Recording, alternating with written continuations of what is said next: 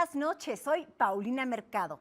Sergio Sarmiento nos presenta reportajes de fondo que nos ayudan a entender nuestra realidad. Acompáñanos en 13 en Libertad, donde la coyuntura política y económica es abordada con una profunda investigación periodística. ¿Alguna vez has sentido que estás en el purgatorio? Gabriel Bauducco lleva a sus invitados a revelar los secretos más escondidos de su vida. Nos dicen la pura verdad. No te pierdas el capítulo de esta noche. Una charla cordial que ahonda en la diversidad social y cultural de una manera profunda y sin reservas. Es un encuentro aquí, entre amigos. Carlos Alasraqui, Raúl Quintanilla y José Newman nos esperan en unos minutos. ¿Los concursos de belleza se deberían prohibir? ¿Denigran o resaltan? Prepara tus argumentos y convéncete en el ring. Acompáñanos. Azteca Opinión te tiene preparada una atractiva velada. Si lo prefieres, puedes consultar la programación que te perdiste en nuestras redes sociales. Bienvenidos.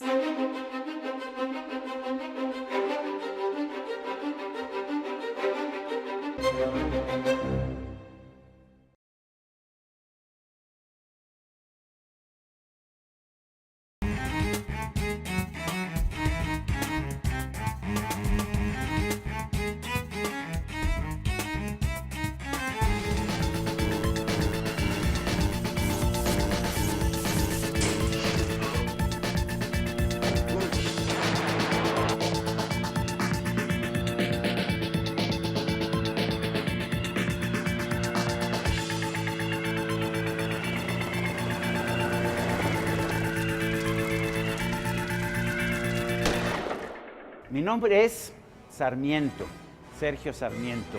Pero bueno, a todos se nos antoja a veces ser alguien más. Podría ser Bond.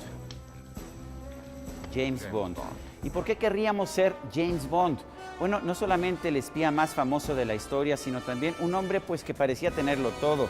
Los mejores juguetes tecnológicos, una vida llena de aventuras, una cuenta de gastos ilimitada y acceso a las mujeres más hermosas del mundo. Bueno, James Bond, el agente 007, es uno de los íconos más importantes de la cultura popular a nivel mundial, un ícono que surgió en el momento justo en que tenía que haber surgido, que era el momento de la Guerra Fría, cuando entre las dos potencias más grandes de aquel momento, los Estados Unidos y la ex Unión Soviética, pues se peleaban secretos, se peleaban mensajes, se peleaban distintas artimañas políticas que se movían a través del espionaje. Entonces, esto que por un lado era uno de los puntos más importantes de la Guerra Fría y por otro lado, las virtudes que tenía Ian Fleming, este escritor inglés que había pertenecido a la Marina Británica y había tenido ciertas nociones de espionaje, pues logra crear un personaje que brinca de la literatura. En 1954 se publica la primera novela de la serie, que es Casino Royale, y en 1962 se estrena la primera película también de la serie, que es El satánico Doctor No, dirigida por Terence Young.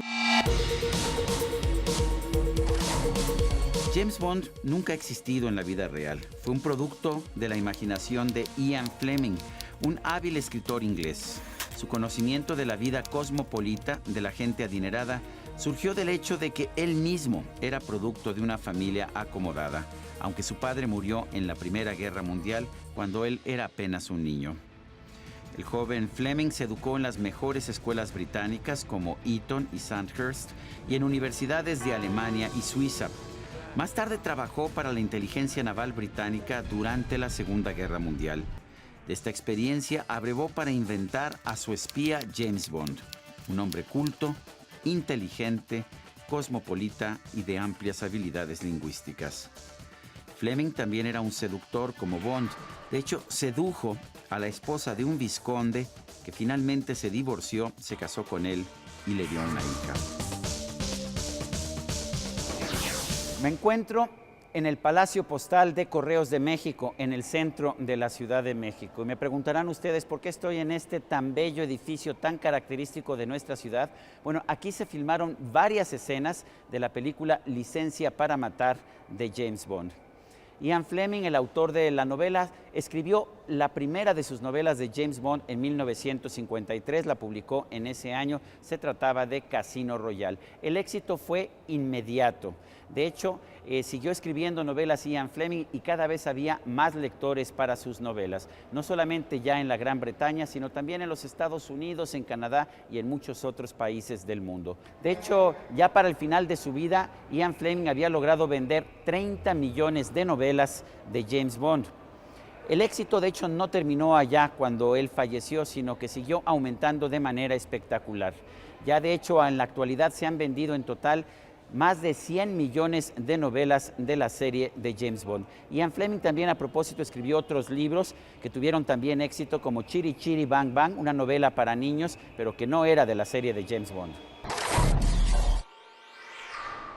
Bueno, la vigencia de James Bond y sobre todo entender por qué el personaje sigue vigente después de tantos años, pues es en buena medida porque el mundo no ha cambiado mucho desde hace 60 años que se escribió la primera novela de la serie, que era Casino Royale, y todo el tiempo que ha pasado desde la primera película. La saga ha tenido la enorme sabiduría de irse transformando al paso del tiempo, de irse cada vez haciendo más perfecta y sobre todo más tecnologizada.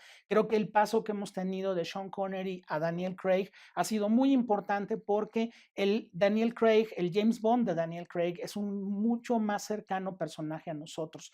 Es un James Bond violento, es un James Bond que se está enfrentando a un mundo cada vez más cruel, y creo que en ese sentido la saga ha tenido la sabiduría de ir como absorbiendo todos los motivos políticos que también el mundo ha tenido en sus cambios, ¿no? Y ahora se habla de Norcorea, se habla de la amenaza de los árabes, del terrorismo, en fin, por eso la saga sigue vigente y el personaje, ahora mucho más violento y mucho más duro, también es mucho más cercano a nosotros. Las novelas de James Bond eran leídas por ricos y pobres, adultos y niños.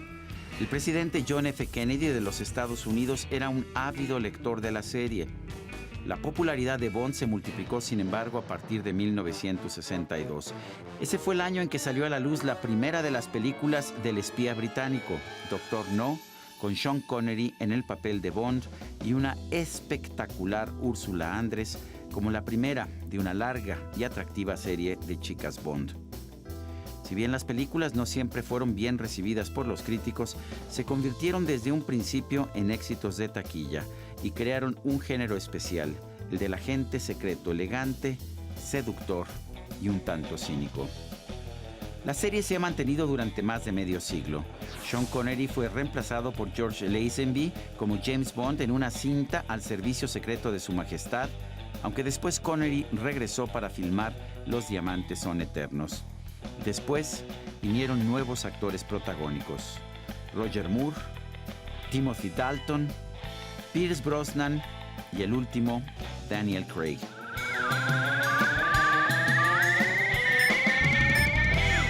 Las novelas y las películas de James Bond empezaron a abrir un nuevo campo al género del espionaje. Este no estaba ya inscrito dentro del suspenso, sino más bien dentro de las películas de acción, aunque siempre con un toque de humor. James Bond era un héroe con grandes facultades y capacidades. No tenía poderes supernaturales y, sin embargo, de alguna manera se parecía a los superhéroes que leíamos en los cómics de los años 60 y de los años 70 también. Por otra parte, en la parte cinematográfica, en las películas, empezamos a ver una evolución de la tecnología. De hecho, con el paso del tiempo, las películas se hicieron cada vez más tecnológicas y cada vez más espectaculares. Las últimas películas de James Bond, como Quantum y Skyfall, son realmente un despliegue extraordinario de tecnología cinematográfica.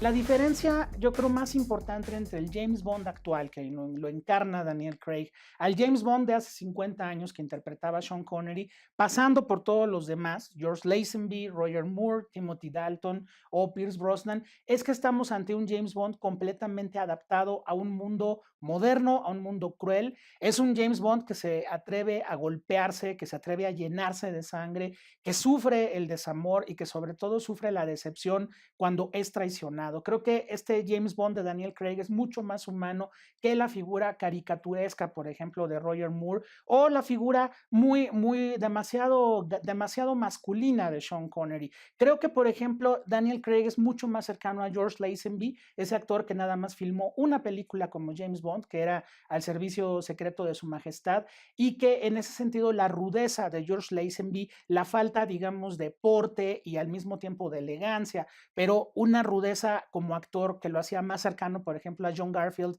que a Cary Grant, eso es la marca que está dejando ahora Daniel Craig.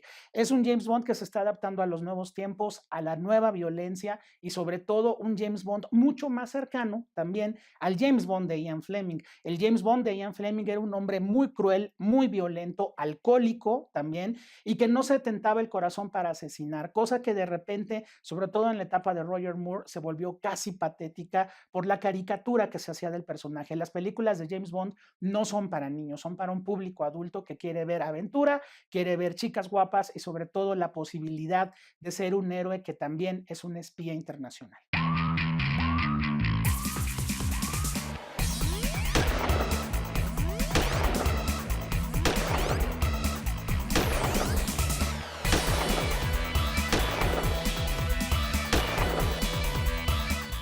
Tanto las novelas como las películas del agente 007 han sido atractivas por muchas razones.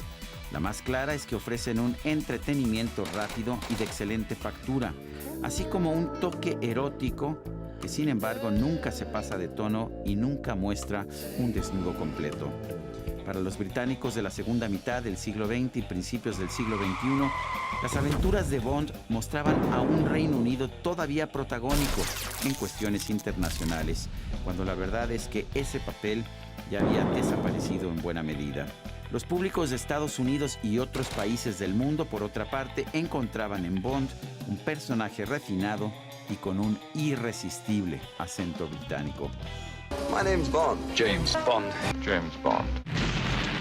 Las películas de James Bond sin duda son la base principal del género del cine de espionaje, por así decirlo. Sin embargo, James Bond ha generado también nuevos personajes que se apoyan en su mitología para convertirse en otra cosa. Por ejemplo, la famosa saga de Bourne, protagonizada por Matt Damon y también ya por otros actores como Jeremy Renner, tendría como este asunto. Sin embargo, no tiene muchos elementos que las películas de James Bond tienen. Las películas de James Bond tienen que ver con viajes internacionales, tienen que ver con estas intrigas políticas que se van cimentando. En las películas de Bourne, que todas se filmaron en la primera década del nuevo milenio, pues el tema del terrorismo estaba muy presente, por lo tanto Bourne persigue terroristas y también es perseguido por el Estado porque es una especie de doble agente, ¿no? También ha habido, pues bueno, casos más recientes donde tenemos la figura del espía, pero de ninguna manera con el encanto y sobre todo el soporte literario que las novelas de Ian Fleming tienen para el 007. Creo que los espías modernos son quizás mucho más apegados a la tecnología, muchos más apegados a los efectos especiales, y James Bond, si lo analizamos bien, estaba muy en la línea de Sherlock Holmes. Antes de actuar, antes de sacar el coche más espectacular o el arma secreta más importante, James Bond utilizaba la intuición, utilizaba la inteligencia, no utilizaba primero los efectos especiales, y creo que eso es lo que precisamente forma una muralla alrededor de la saga de James Bond, que a través de 25 películas pues se ha mantenido muy firme y sobre todo demostrando que podrán venir nuevos espías, podrá venir un nuevo tipo de héroe. Sin embargo, James Bond tiene un muy particular lugar entre los íconos del cine de acción a nivel internacional.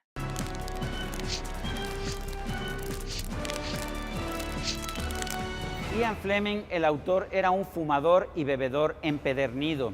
Él falleció el 12 de agosto de 1964, hace exactamente 50 años. Tenía entonces apenas 56 años de edad. Murió rico, claro, pero no tan rico como sus herederos, ya que las regalías de las películas apenas estaban empezando a llegar. Pero más allá del dinero, a mí lo que me parece importante es que nos dejó un personaje, James Bond, el agente 007, el agente con licencia para matar. Es un personaje indeleble del mundo de la literatura y de la cinematografía. Y bueno, ¿qué le puedo decir a usted? Mi nombre es Sarmiento, Sergio Sarmiento, y esto es 13 en Libertad.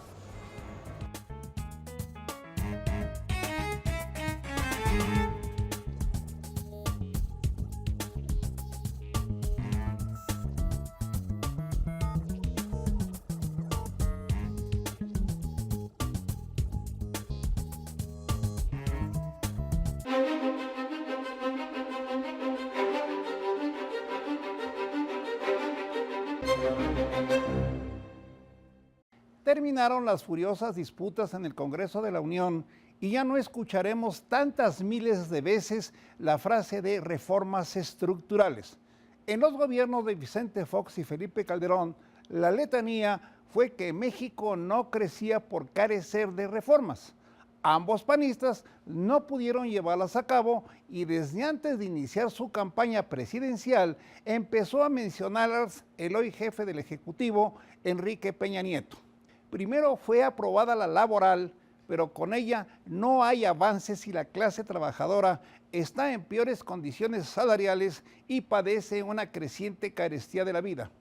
Fue promulgada la reforma educativa y es de evidente fracaso porque en entidades como Oaxaca y Michoacán, la CENTE impide las enseñanzas. Para aminorar el fracaso de exámenes a maestros, la Secretaría de Educación Pública cambió el sistema de calificación. En vez de 0 a 10, lo ideó de 60 a 170 puntos. Con esa escala, la mitad es de 115, o sea, 5 de calificación. Pero si aprueba a quienes obtengan 100 puntos, pues otorga el pase a los calificados con 4, a los reprobados. Si la Secretaría de Educación Pública tergiversa las calificaciones, el gobernador Gabino Cue se encierra en sus oficinas y deja a Oaxaca bajo el dominio de la sección 22, principal banda de la CENTE. Luego vinieron las reformas de telecomunicaciones y energética. Ustedes las vieron en sesiones de más de 50 horas en las que presuntos militantes de izquierda exhibieron su retórica y algunas o muchas miserias. Quienes se creen hijos de Cárdenas y no llegan a entenados, atacaron con furia a la reforma. Uno de ellos, José Luis Muñoz Soria, habló por su celular al difunto general Cárdenas diciéndole: sí, mi general, aquí peleando contra los enanos traidores. Este Muñoz imitó al presidente de Venezuela, Maduro, quien aseguró que un pajarito le comunicó que sería sucesor de Hugo Chávez. Así andamos.